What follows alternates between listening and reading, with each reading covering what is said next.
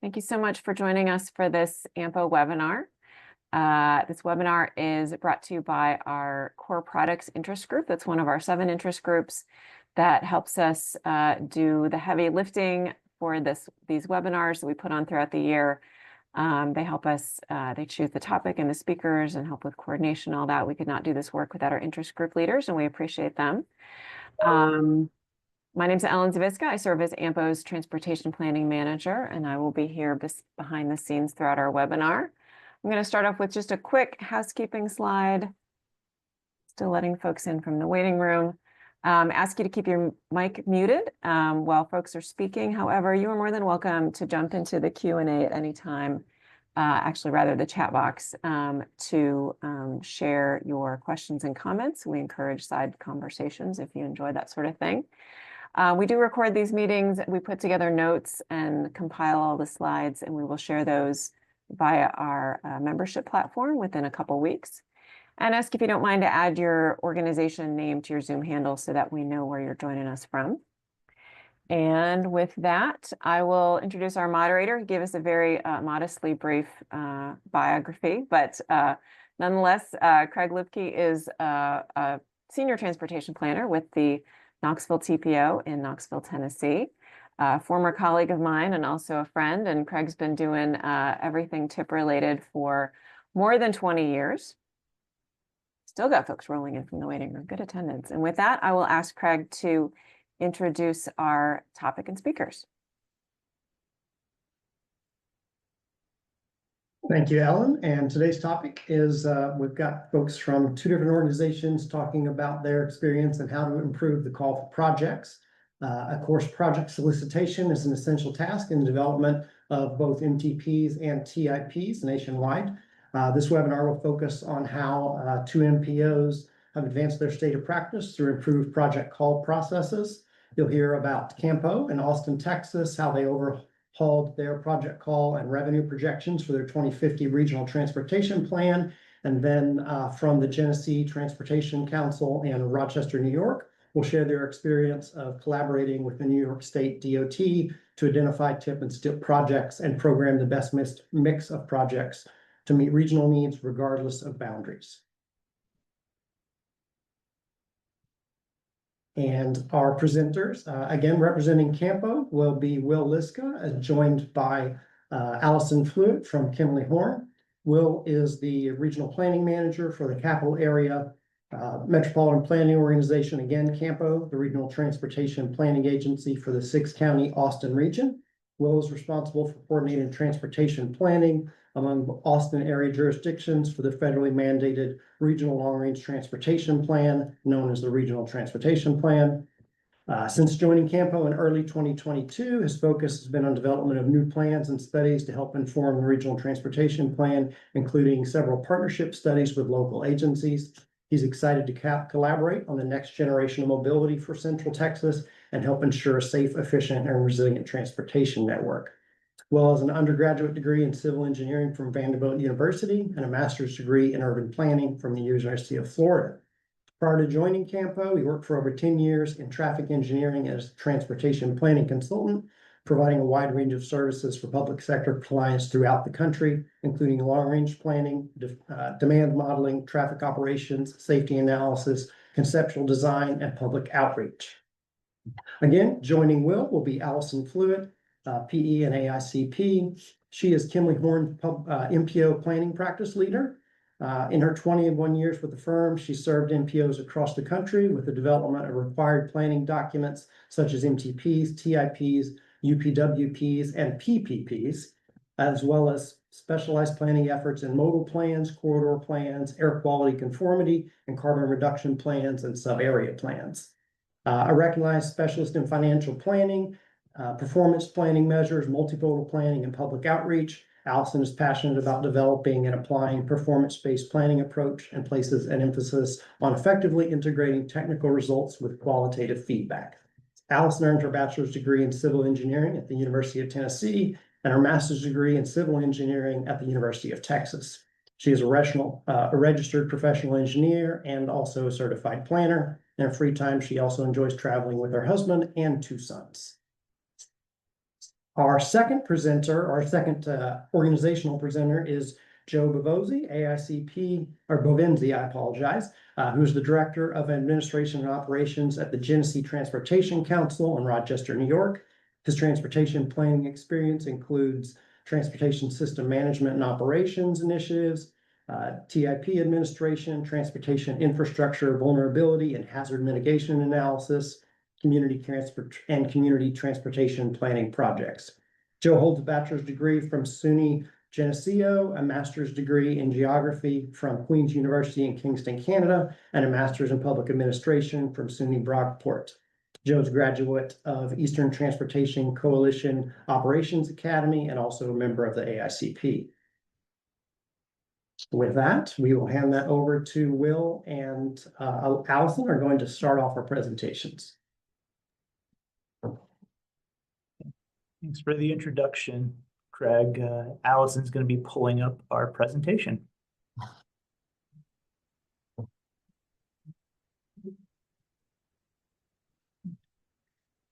Good afternoon, everyone. My name is Will Liska. I'm the Regional Planning Manager for the Capital Area MPO. I'm presenting today with Allison Fluitt from Kimley Horn. Allison and I recently worked together on an update of CAMPO's Metropolitan Transportation Plan. We call it the Regional Transportation Plan, or RTP. And we're going to talk to you today about some of the ways we approached cost and revenue estimation for CAMPO's RTP project call. Next slide, please. Before I dive into our main topic, first I'd like to share a little background on CAMPO. As Craig mentioned, we're the MPO for the 6-county region around Austin, Texas. In terms of size, we have about 2.3 million people in our planning area as of the 2020 census, and we're expected to double that population by 2050. A unique aspect of CAMPO is that we don't currently have any air quality non-attainment designations in our planning area, which I think is pretty rare for a metropolitan area of our size. This means we're not required to demonstrate air quality conformity, and it also means we don't receive any CMAQ funds. Next slide, please. Here's a quick overview of CAMPO's planning process. Everyone on this call either works for or with an MPO, so this should all be pretty familiar. CAMPO's plans largely start with the planning work of local governments and agencies. Additionally, CAMPO develops regional and sub-regional plans for topics like active transportation and freight movement, and also partners with member agencies to assist with more localized work like corridor studies. All this work feeds into our long-range plan, the RTP. For projects to be included in the RTP, local governments are required to submit them to CAMPO through a project call specific to the RTP. And we'll get into a little more of that in just a minute. CAMPO hosts periodic project calls for STBG, TASA, and CRP funding awards as well. And these awards are documented along with other federal grant awards in our Transportation Improvement Program. And of course, because CAMPO does not own or operate any infrastructure, the local sponsors of a given project will be responsible for implementation and construction. Next slide, please. CAMPO updates our RTP on a 5-year cycle since we are in air quality attainment. In terms of timeline, the 2045 RTP was adopted in May of 2020, and our latest plan, the 2050 RTP, was adopted just about a month ago. Let's go back to the beginning of this update process, though. We started about 2 years ago, and the first thing we did before jumping in was a simple assessment of what went well with the previous plan, the 2045 RTP, as well as what could have gone better. One of the key areas of improvement we identified was how we approached our revenue forecasting and fiscal constraint. For the 2045 plan, these were things that often caused some level of confusion with our board members, as well as local staff involved in submitting their projects to CAMPO. We kept on hearing that the revenue estimation was hard to understand or did not accurately represent local funding capacity. And we also heard some agencies were struggling to come up with cost estimates for their long-range projects because they lacked the technical capacity or staff availability to perform these estimates. Allison is going to get into how we address these concerns in just a minute. But first, next slide, please. Here's a rundown of how CAMPO develops the fiscally constrained project list for the RTP.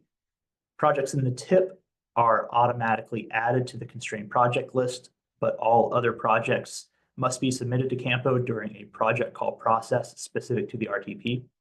This includes projects that require some amount of federal funding, as well as those expected to be funded entirely by local dollars.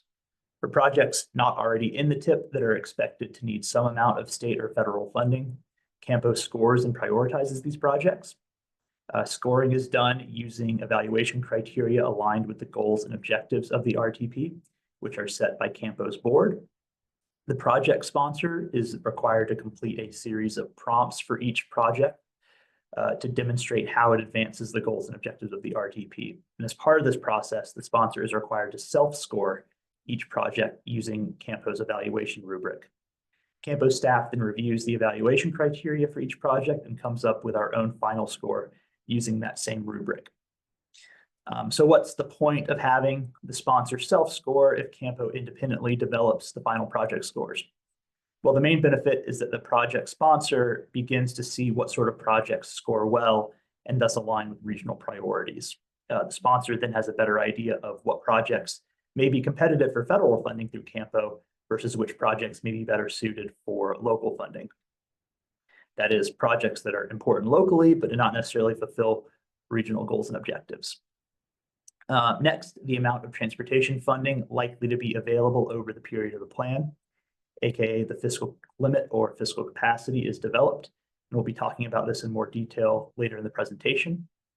And finally, we determine which projects are constrained and any remaining projects are classified as illustrative. For this exercise, the prioritized project scores are compared to the available revenue. After the money already obligated in the TIP is discounted from the state and federal portion of the fiscal limit, we start matching the top ranked projects to the likely available funds. These projects are prioritized for constraint via state and federal funding using the ranked scores until no money remains. After the state and federal funds have been prioritized, we give sponsors the opportunity to allocate the remaining local dollars to projects that were not prioritized for state or federal funding. And at this point, I'm going to turn things over to Allison. She's going to talk about our cost estimation tool for the RTP project call, and she'll also expand on our revenue estimation methodology. Allison? Thanks, Will. So as Will said, part of the project call process has included asking all of the submitters to actually include a cost estimate for their projects. And part of the rationale for this is similar to what Will just described for the self-scoring, is understanding the costs actually coming from those individual submitters helps them understand what that project actually comprises. Are they comfortable with that particular project?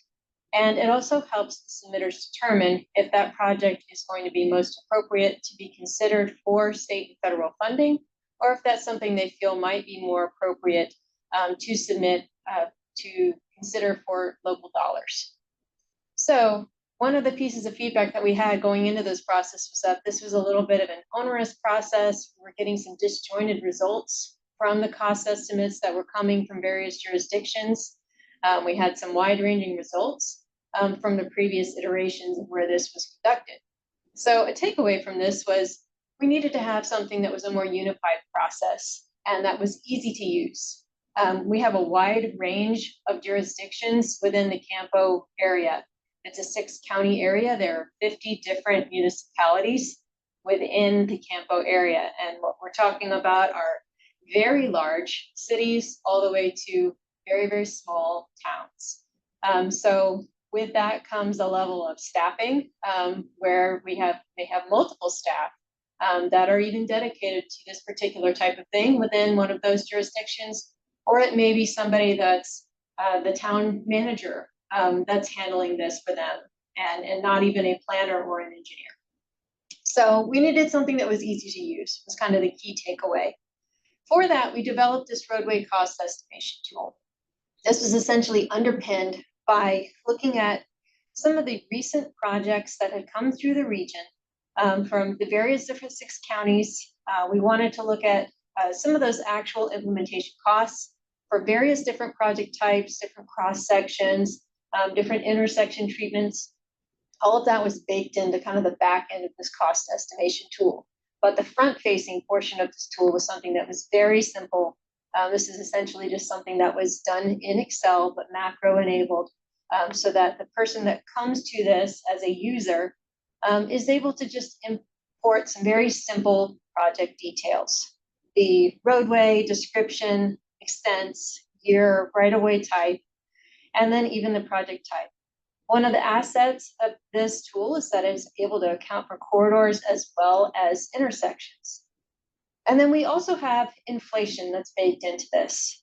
One of the reasons that that's helpful for folks is ultimately, again, they're being asked to put in even their understanding of when they might want to see this funded into the future. Now, we're going to go through our own fiscal constraint determination, obviously through the RTP process, but this does let folks start to get a handle on year of expenditure costs and the fact that something that is done in 2025 compared to something that's being done in 2040 have very different cost implications. So once we put together this cost estimation tool, we found that there were numerous benefits that were conveyed to the area.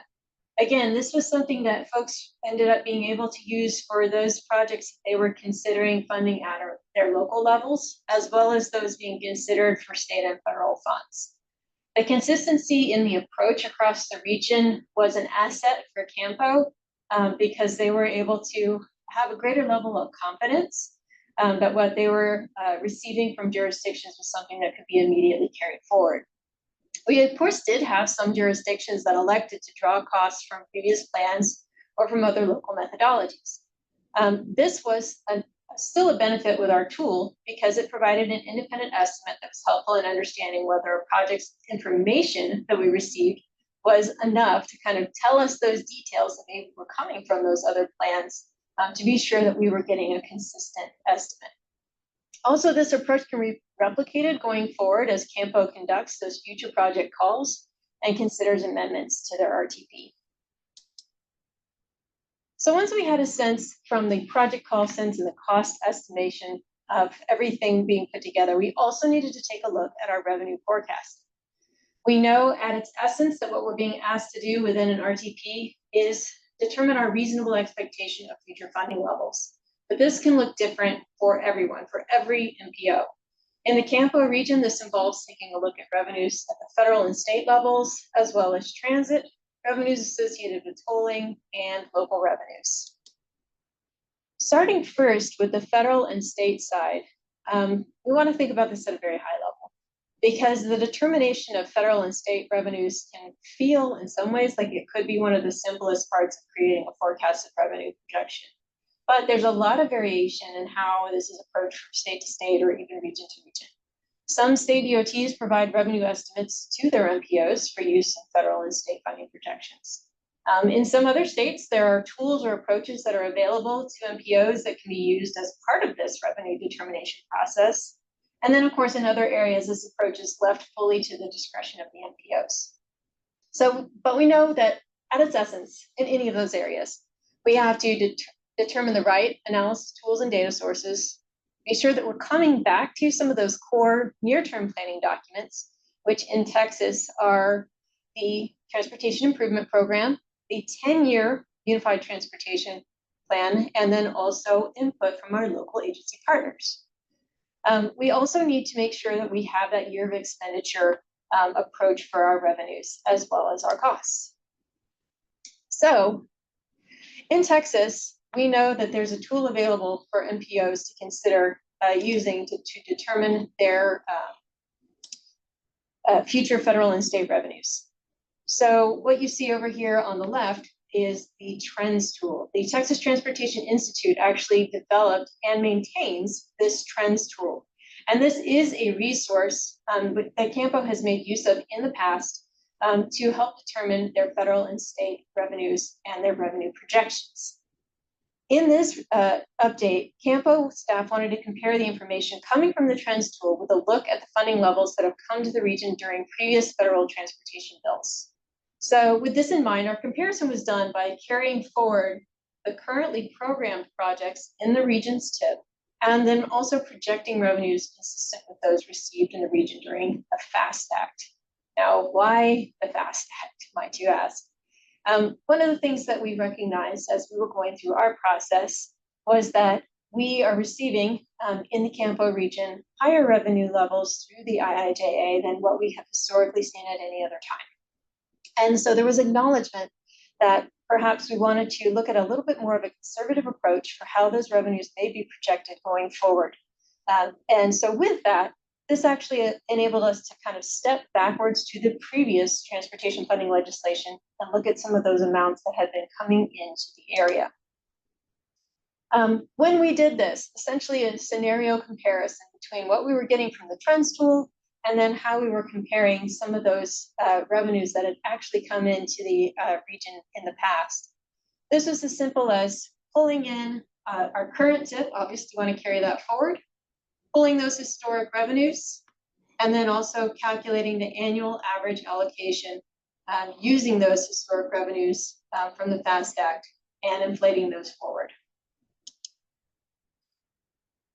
So then the next step, once we have our federal and state revenues determined, is understanding revenue coordination.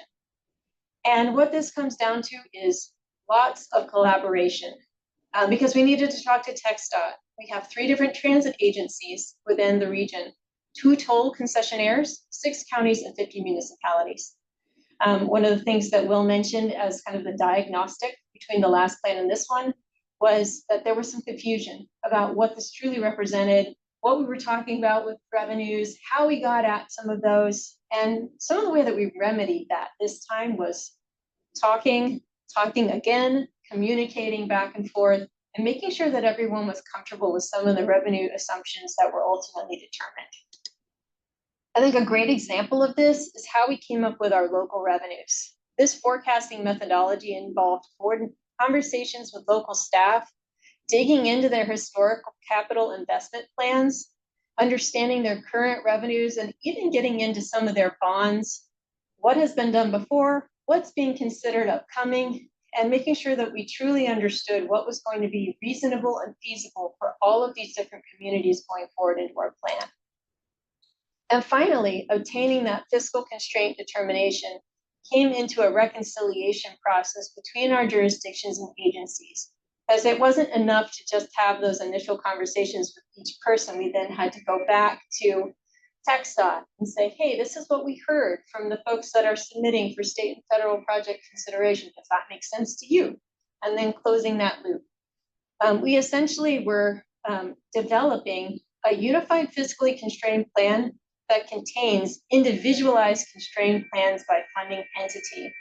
So in other words, not only do we have those federal and state revenues, but we actually constrained to each one of our local jurisdictions as well, which provides them with information that hopefully they can use as they go into their independent planning processes going forward. With that, I'm going to turn it to Will to help come up with some of the outcomes from our plan. Thanks, Allison. As Allison mentioned, I'd like to wrap up our presentation with a few slides on some outcomes of the project call process and the associated fiscal constraint exercise. In total, we had over 1,000 projects submitted by 29 different agencies for the RTP project call. The pie chart on the left side of the slide shows the fiscal constraint breakdown for all projects in the constrained list, which includes the TIP, local projects, and projects needing some sort of state or federal funds for implementation. Roughly 630 projects were constrained as part of the RTP, worth a total of around $49.3 billion.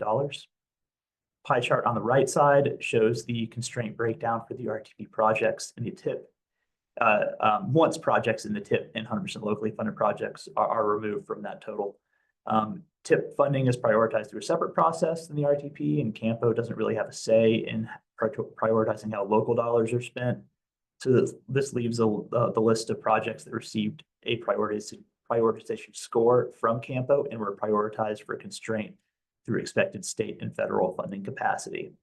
I also want to note that every transit, active, ITS, and TDM project submitted to CAMPO for inclusion on the constrained list via state and federal funds was ultimately prioritized and placed on the constrained list. And projects in these categories that appear on our illustrative list are simply there because the submitting project sponsor requested them to be there. Next slide, please. On this slide, I'm showing one additional breakdown of the list of projects that CAMPO prioritized for constraint via state and federal funds. On the left side is a breakdown of constrained projects, excluding those in the TIP and 100% local projects by percentage of project cost in each of Campo's 6 counties. So these are just the projects that we prioritized.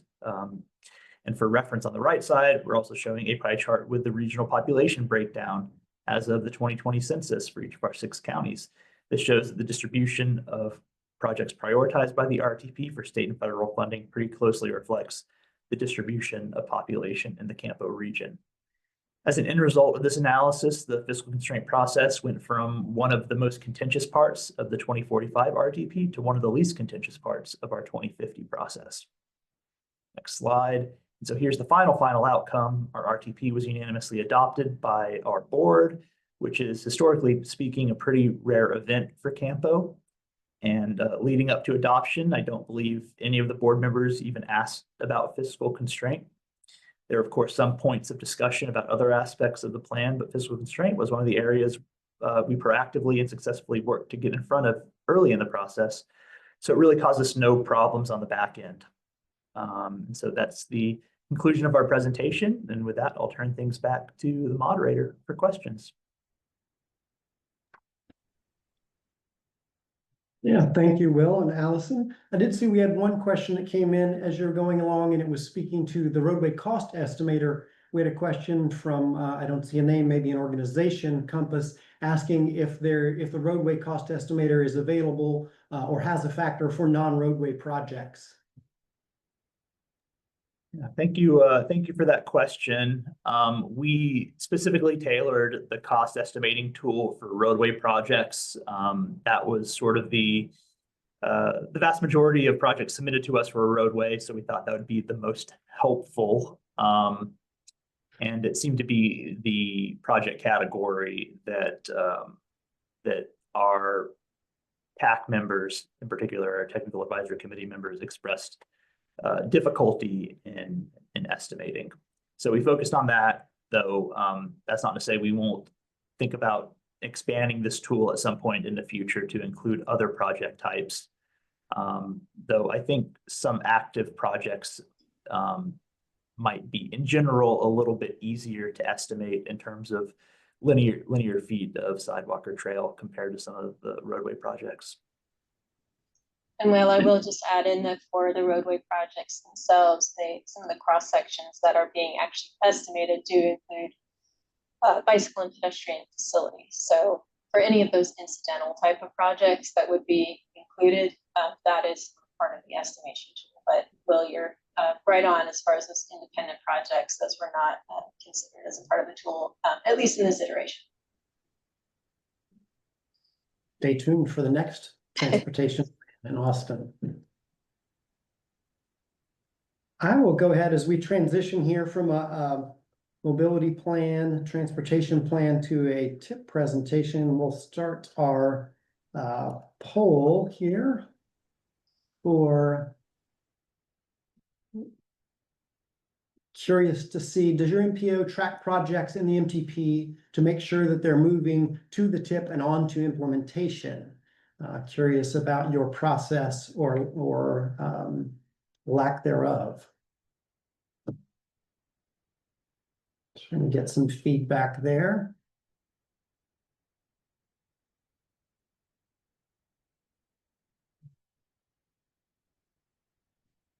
It's like the preponderance of folks do have a process, but it is not a formalized process coming through here.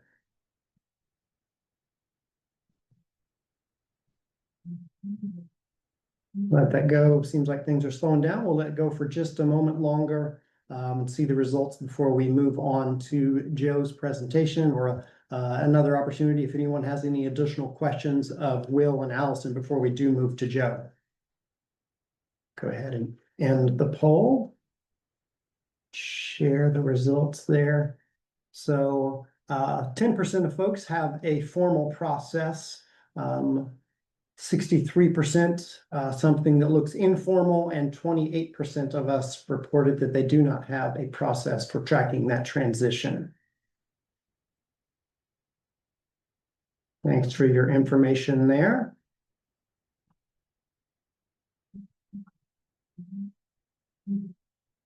If there are no further questions for Will and Allison, we will move on to Joe to talk to us about their consultation and coordination with the state DOT in their TIP project call process.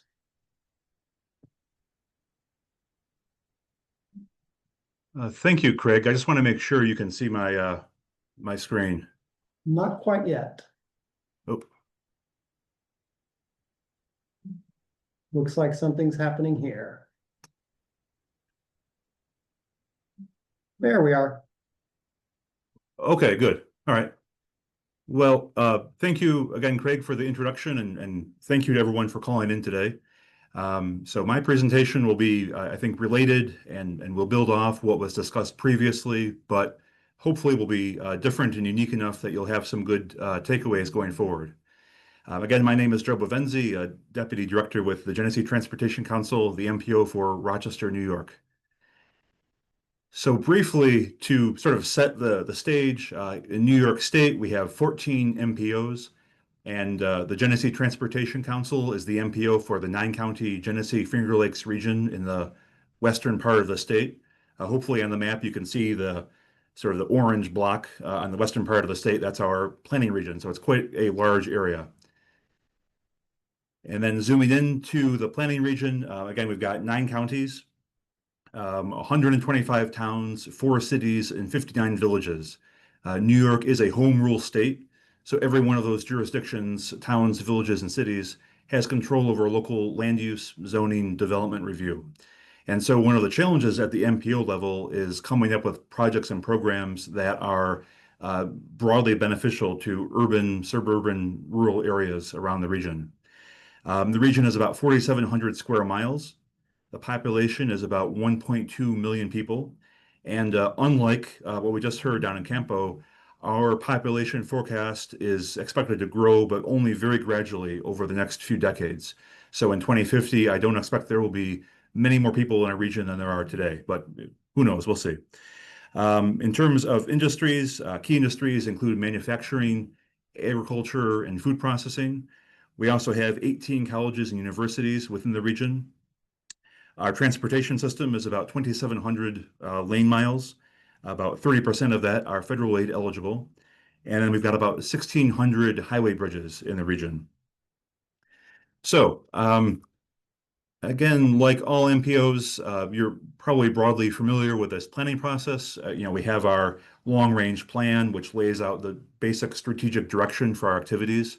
And our long-range plan is updated on a 5-year cycle. So we've just begun the process of updating the next plan, which is due in June of 2026. Then every year we develop our annual work program, the Unified Planning Work Program. And that's where we take the concepts, the ideas in the LRTP, and we distill them down into specific local planning studies. And one unique thing about GTC is that every year we set aside some funds for towns, cities, and villages or counties to apply to GTC to receive planning funds to do a local study, say a corridor study or a small area study. And then the idea is once those studies are completed, eventually the projects that they identify make their way into our TIP. And so our current TIP, the 23-27 TIP, this is simply, as you all know, it's a list of the specific projects and activities that we are using our federal aid funds to implement. So again, our TIP, it covers 5 years. We've just completed work on our next TIP, which covers 2026 through 2030. We have our projects organized into these 5 main categories that you see here: highway, bridge, transit, ITS and operations, and then bike ped. And of course, with every project, we come up with a schedule for that project, and then we identify the funding sources. So our TIP region is slightly smaller than our full planning region. It's coterminous with the 7 counties of the New York State DOT Region 4. And there is a sort of a history of, there is a history of cooperation between DOT Region 4 staff and GTC staff on developing projects for the TIP, and that's what the rest of my presentation is going to be about. So there are 2 counties, Seneca and Yates counties, that are in different DOT regions. And so while we are involved in some of the the land use or transportation land use planning in those counties, we are not directly programming projects in those counties on our tip. And then most of our projects, are in the metropolitan planning area, which is sort of the green area, focused on Monroe County and the adjacent sort of, I don't want to say developed, but areas of Ontario, Wayne, and Livingston County that are closer into the metropolitan core. So one of the standing committees that we have at GTC is our TIP Development Committee. And the agencies listed here are represented on that committee. So obviously we have representatives from the state DOT. We have the highway superintendents from the 7 counties in DOT Region 4. The counties underlined are the ones, again, that are wholly or partially within our MPA. The city of Rochester as our main urban center. We just have one public transit authority, RGRTA, and they're represented. And then, of course, the GTC staff to help, with the administrative and analysis support for TDC activities. Now, the TDC will meet roughly every 3 years when we're developing the TIP, but the TDC also meets quarterly during the year to monitor and essentially approve or recommend approval of modifications to TIP projects when those are required. So the next few slides are essentially, I thought I would step everyone through our TIP development process, and I'll try to go fairly quickly through this, but if you have questions at the end, I'll do my best to answer them. So again, kind of in line with what we heard at the first presentation, we will issue a call for projects. Then we do an applicant workshop and one-on-one sessions with project sponsors if they want to meet with us to learn more about, whether it's a basic question of eligibility or what sort of factors we look for when we're scoring projects. We will then look at, as it says here, eligibility review, are the proposed projects eligible and what funding sources are they eligible for? And then, of course, very important, do these projects advance the goals and policies in the long-range plan? When we receive project submissions, we have this sort of a subgroup of the TDC, which is GTC staff and NISDOT Region 4 staff. We will score all of the projects, and then we take those scores and essentially we look for natural breaks. And by using those natural breaks, we try to come up with tiered project lists for each one of these categories that you have listed out here on the screen. We look at the cost estimates. Are they obviously it's impossible to know exactly, but I mean, are they reasonable? Do the estimates make sense? And then we also look at the implementation capacity of the agency that is proposing that project. Once we've done that, then we we confirm project funding, which one of the federal programs will support that project. And then we develop a fiscal constraint analysis to make sure that we're within our planning targets. And we actually receive planning targets from New York State DOT, the main office in Albany. They will send out at the beginning of this process, they send out essentially it's a letter to all the MPOs, and they say, okay, in different programs, here are your planning targets, and we work towards those. So once we have developed this draft program, that tier list of projects, then we gather the full TDC and we'll have a series of meetings and we discuss and go back and forth on the projects. Sometimes it's a very straightforward process. Other times we'll have more meetings, more discussions. But the point is that it's meant to be a collaborative effort. Again, GTC in Region 4 will facilitate these meetings, but we do think it's important that all of the agencies on the TDC have a voice in determining what projects are being funded. Once we've come up with a draft list, then we go out for public review.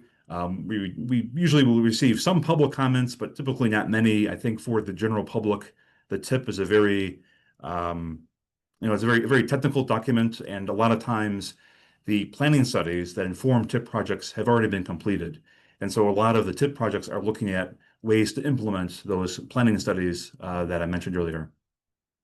And of course, we have to review with New York State DOT main office and FHWA and FTA.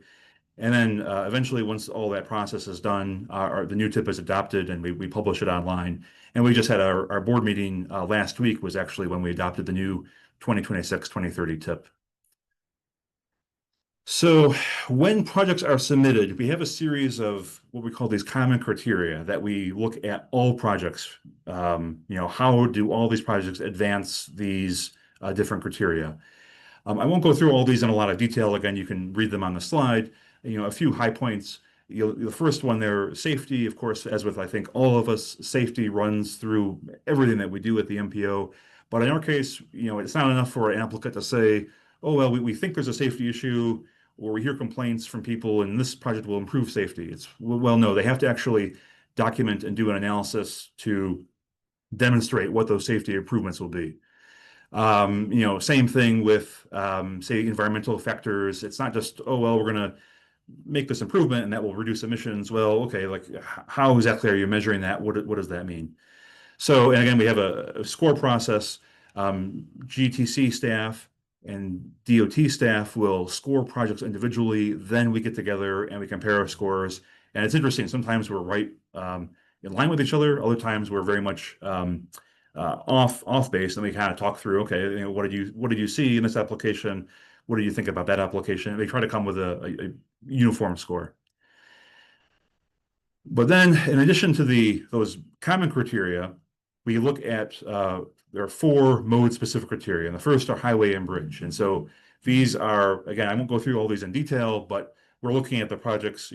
How does this project, if it's relevant, does it support transit supportive design elements? Is this, if you're repaving a street, it's on a transit line. Well, what, if any, improvements are you making to support transit use? Now, I want to make clear, we don't punish people for not including transit or bike or ped improvements where they're not needed or they're not, required. I mean, if we're resurfacing, an interstate highway, we're not going to be looking at adding a sidewalk along there, but it is something that where relevant, we do look at that information. Similar with public transit. Now, this is a little bit awkward because, as I mentioned earlier, we only have one public transit provider in our region. And so the FTA funds, there's very close cooperation between GTC staff and RGRTA staff, and they will say, okay, well, this project, we want to purchase, 10 new buses, and we want to make these improvements to our bus facilities. Well, generally speaking, those projects will get funded as long as there is, sufficient, FTA funds to meet those needs. But still, we review those projects and we look at how well they're meeting these criteria. The third criteria, bicycle and pedestrian. So again, projects that are focused on improving, bike ped access. These are the criteria that we'll review and look at. And this again links back into those regional planning activities. We have a regional trails initiative, which is sort of a master plan for trails in our region. So we look at, where are the gaps in those trails? Do these projects help to fill those gaps? Do they link up with existing bicycle and pedestrian facilities? And if so, then the applicant will get, more points than otherwise. And then the last mode-specific criteria that we look at are management operations. In our region, because it is very low growth in terms of population, and because our focus is on a lot of prevention or preventative maintenance work, maintaining the system that we have, we're not building massive new highways. If we're replacing a bridge, chances are we're replacing a bridge that's already there. So we look to ITS deployments as a way of improving safety and efficiency and mitigating the congestion that we have. And so when an agency comes in with a project to deploy, ITS field instrumentation, or we fund operations at our traffic operations center, our help truck program, all that comes out of the federal aid program. And so, we're looking at these criteria. And then I'm sort of almost done to wrap up here, so I think we'll have some time for questions. To give you an idea of scheduling process, we typically issue the call for projects in October. Then, the applicants have a few months to develop and submit those applications. The TDC will work from January through March to develop the draft program. Once the TDC has completed that draft program, it goes to our planning committee for their review. That's when the public review is during the planning committee review period. And then at the May planning committee meeting, they will, hopefully anyway, recommend the draft program that goes to the board, and the board will adopt it in June. So again, there's every cycle, there are, maybe slight variations in some of these dates, but this is a good sort of very, very high level summary of the overall timing. So if you're interested, if you go to the GTC website, we have a sort of a site dedicated just to the tip, and there are some resources on there. Certainly, you can look at our tip, but you can also get our procedures manual and our program guide, which give you a lot of the details that I've discussed on the call today are laid out in more detail there. So you're welcome to take a look at those materials. And then we also, for every new tip, we put together a public engagement report that documents what comments were received and sort of how those comments were addressed in a tip. I will say, I don't think I've been at GTC for about 15 years. I don't think we have ever added or removed projects solely because of public engagement. A lot of times, the public comments people will say, "Oh, we want you to add this project or do that." And oftentimes, our agencies are very supportive of that, but because of fiscal constraint, we can't necessarily, take on that additional project. So, so it is sort of interesting to look at some of the public comments that we get in. But on that note, I think that wraps it up for me. But Craig, I guess I'll turn it back to you. I'm happy to try to answer any questions that we or the attendees might have. Sure, yeah. Well, we had an additional question from a Compass staffer regarding programs that are under your project call. Would that person like to expand on that question, unmute yourself and ask Joe directly?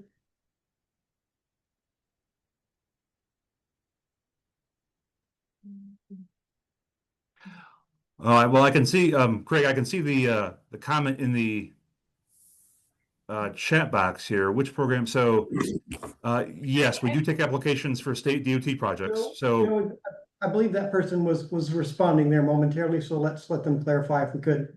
oh, I'm sorry. Yep. Sure enough. I'm sorry, Joe. Thank you. This is Tony from Compass. We've got 4 staff members in our office here attending. So we were just wondering if you took applications only for the programs that you manage, like in the TMA, or if you took it for every program and you scored them all with the same process.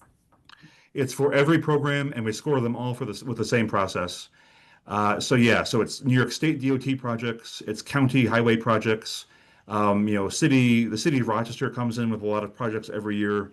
But even, towns that have federal aid roads, there's not many, but they may come in.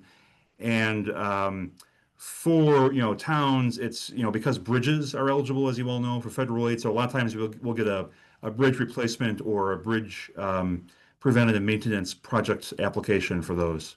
So. I'm going to go ahead and launch our second poll before we move on. We do have another question there if you want to take a look at that, Joe, from KIPTA, Brady with KIPTA in Louisville. But question for our last poll is regarding the role that the MPOs may have with coordinating with state programs. I'm curious if your MPO does have a role in selecting state projects in your be it TIP or mobility, transportation, long-range transportation plans.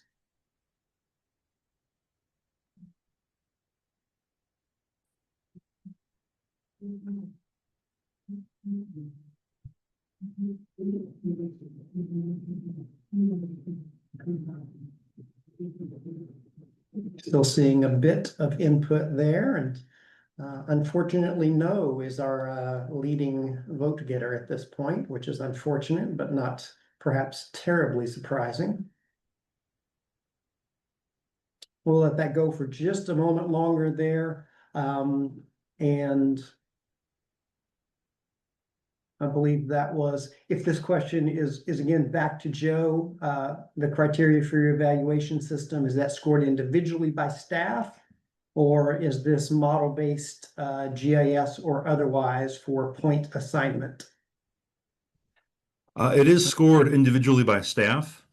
We don't really have a model or a GIS-based process for scoring projects. So.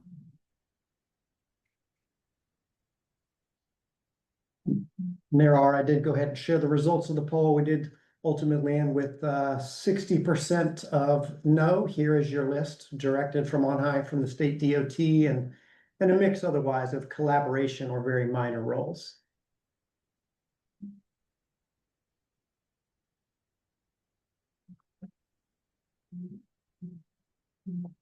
We still do have a few more moments remaining on the call. If there are any additional questions, either of Joe or if you have thought of one for Will and Allison.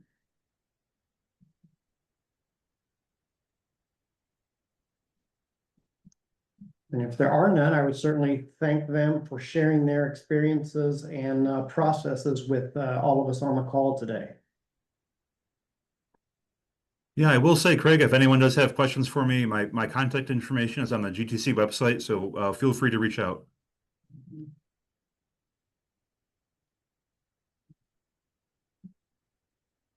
Well, I will follow up on Craig's thanks by also sharing thanks from AMPO to our speakers. Thank you so much, Joe, Will, and Allison. Great hearing from you today.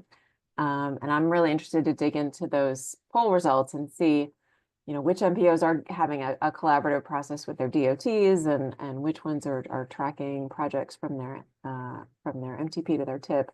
We always want to learn from those folks. And that's what these webinars are all about, learning from each other, right? So thank you so much for attending. Thank you again to our speakers, and thank you to Craig for pulling this together, for identifying this topic and the speakers. I shared in the chat that we have a member forum at AMPO. For anyone who's a member, you can join that forum to talk about core products, or we also have the general member forum to talk about anything MPO related. So with that, you'll get about 9 minutes of your life back. Thank you so much for joining us. Thank you for helping out AMPO with this, and hope to see you at another webinar soon. Thank you all.